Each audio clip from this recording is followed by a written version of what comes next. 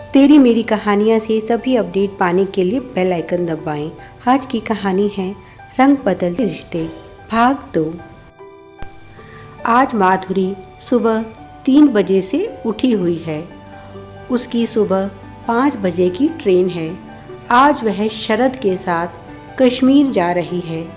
इस समय आकाश की पोस्टिंग कश्मीर में है और माधुरी को उसके पास सही सलामत पहुंचाने की जिम्मेदारी शरद की है।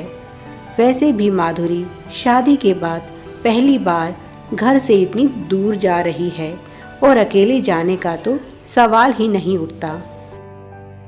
कादम्बरी जी भी उन दोनों की पैकिंग में मदद कर रही हैं और साथ ही साथ दोनों को ज़रूरी हिदायतें भी दे रही हैं।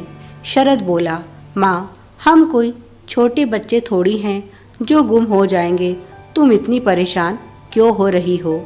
जैसे ही हम भैया के पास पहुंच जाएंगे सबसे पहले तुम्हें फ़ोन कर देंगे।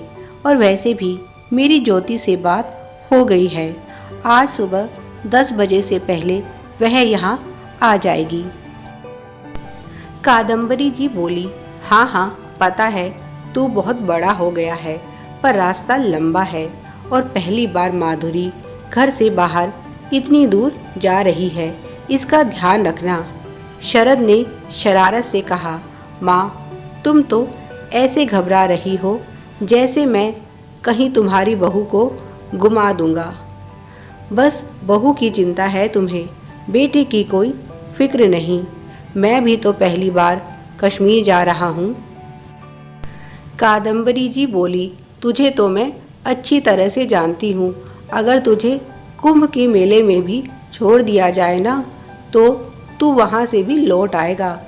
तुझे कुछ नहीं होने वाला। मुझे तो चिंता माधुरी की है।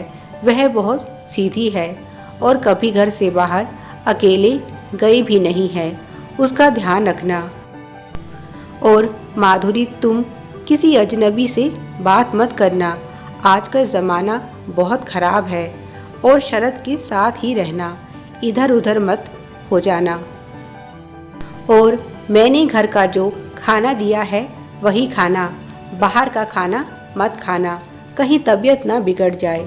और इस पर भी नज़र रखना, यह बहुत चटोरा है। कहीं ऐसा ना हो तुमसे नज़रें बचाकर कुछ बाहर का खा ले।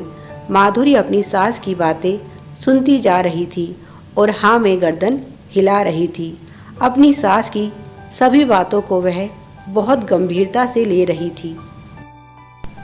जाने की खुशी और अनजाने सफ़र के भय के कारण ही उसे सारी रात नींद भी नहीं आई थी।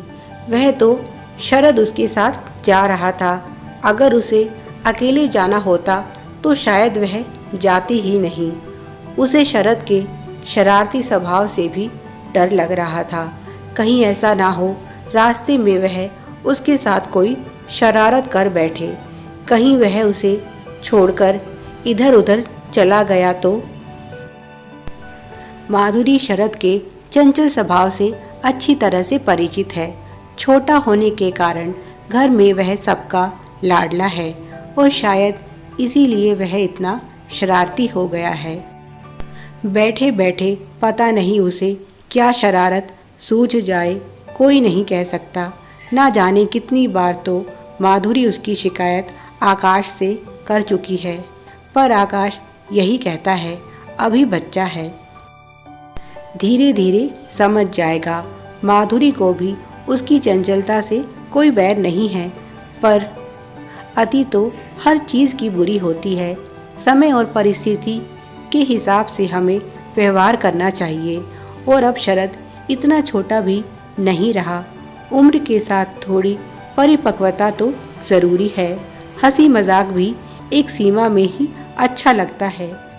और माधुरी तो पहले ही उसकी शरारत का शिकार हो चुकी है, इसीलिए उसे शरद के साथ जाने में हिचकिचाहट हो रही है। अगर उसने फिर से कोई शरारत की तो वह क्या करेगी? इसीलिए उसने सबसे पहले शरद से कसम ली है कि वह रास्ते में उसके साथ किसी तरह की कोई शरारत नहीं करेगा और उसकी हर बात मानेगा। वैसे तो शरद ने वादा किया है, पर माधुरी को उसके वादे पर यकीन कम ही है। माधुरी को याद है एक बार वह शरद के साथ बाजार गई थी। उस समय शरद ने उसके साथ क्या किया था। उसने माधुरी से कहा, भाभी आप जाकर अपनी शॉपिंग कर लीजिए, मैं यहीं बाइक पर बैठा आपका इंतज़ार कर रहा हूँ, मैं आपको यहीं मिलूँगा। पर जब वह लौटी तो वहाँ ना तो बाइक थी और ना ही शरद। माधुरी का घबराहट के मारे बुरा हाल हो गया। वह शरद को इधर उधर खोजने लगी। माधुरी बहुत परेशान थी और इधर उधर देख रही थी। उसे कुछ समझ नहीं आ रहा था कि वह क्या करे, क्योंकि यह शहर उसके लिए अनजान था और वह शादी के बाद पहली बार बाजार आई थी। उसकी शादी को अभी केवल 4 महीने ही हुए थे। उसका मोबाइल भी शरद ने यह कहकर अपने पास रख लिया था कि भाभी बाजार में भीड़ में कहीं गुम हो जाएगा और थोड़ा सावधान रहना, यहाँ जेब कतरे बहुत हैं, आप यह मुझे दे दीजिए, मैं तो आपको यहीं मिलूँगा। माधुरी ने खुद को शांत किया और आसपास में दुकानदारों से पूछने लगी कि मुझे इस पते पर जाना है तो ऑटो या बस कहाँ से मिलेगा। जब उसे पता चल गया कि उसे घर जाने के लिए ऑटो कहाँ से मिलेगा तो वह ऑटो स्टैंड की तरफ बढ़ चली। तभी पीछे से आवाज़ आई, भाभी आप कहाँ जा रही हैं। उसने पीछे मुड़कर देखा तो शरद बाइक पर उसके पीछे पीछे आ रहा था। उसे देखते ही माधुरी उस पर बरस पड़ी कि तुम मुझे यहाँ अकेला छोड़कर कहाँ चले गए थे। जानते हो मैं कितनी घबरा गई थी, ऊपर से मेरा मोबाइल भी साथ ले गए। यह सब सुनकर शरद जोर जोर से हंसने लगा और बोला, एक फौजी की पत्नी और इतना कमज़ोर दिल, मैं तो बस आपके साथ मजाक कर रहा था, मैं तो यहीं था। माधुरी को बहुत गुस्सा आया और उसने कहा, मुझे इस तरह की बेहुदा हरकतें पसंद नहीं, मुझे मेरा मोबाइल वापस दो। शरद को लगा उसका मजाक कुछ ज़्यादा ही गंभीर हो गया है, तो उसने माधुरी से माफ़ी मांगी। आई एम सॉरी भाभी, आगे से मैं ऐसी गलती कभी नहीं करूँगा। मैंने तो बस छोटा सा मजाक किया था, मुझे पता नहीं था कि आप इतना बुरा मान जाएंगी। मैं तो बस, माधुरी गुस्से से बोली। यह कैसा मजाक हुआ, तुम्हें पता भी है मेरी क्या हालत हुई है। मैं एक भरोसे के साथ तुम्हारे साथ आई थी, पर तुमने उसे तोड़ दिया। हंसी मजाक की भी एक मर्यादा होती है। अब तुम जा सकते हो, क्योंकि मैं घर खुद पहुंच जाऊंगी। शरद ने बार बार माधुरी से माफ़ी मांगी, पर माधुरी नहीं मानी और उस दिन वह अकेली ऑटो से घर पहुंची। जब कादम्बरी जी को शरद की इस हरकत का पता चला तो उन्होंने भी शरद को बहुत डांट लगाई। इस घटना के बाद पूरे 2 महीने तक माधुरी ने शरद से बात नहीं की।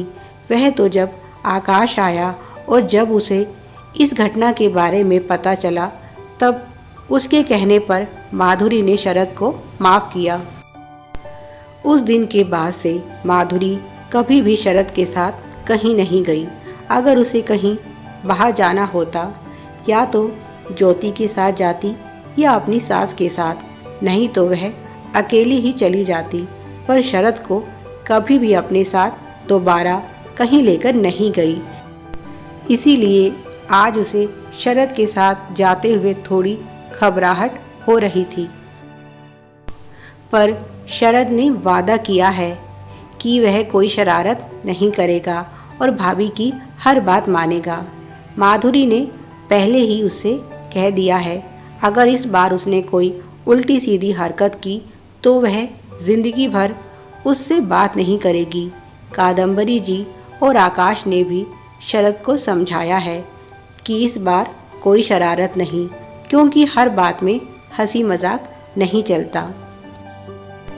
Please like, share and subscribe. Thanks for watching.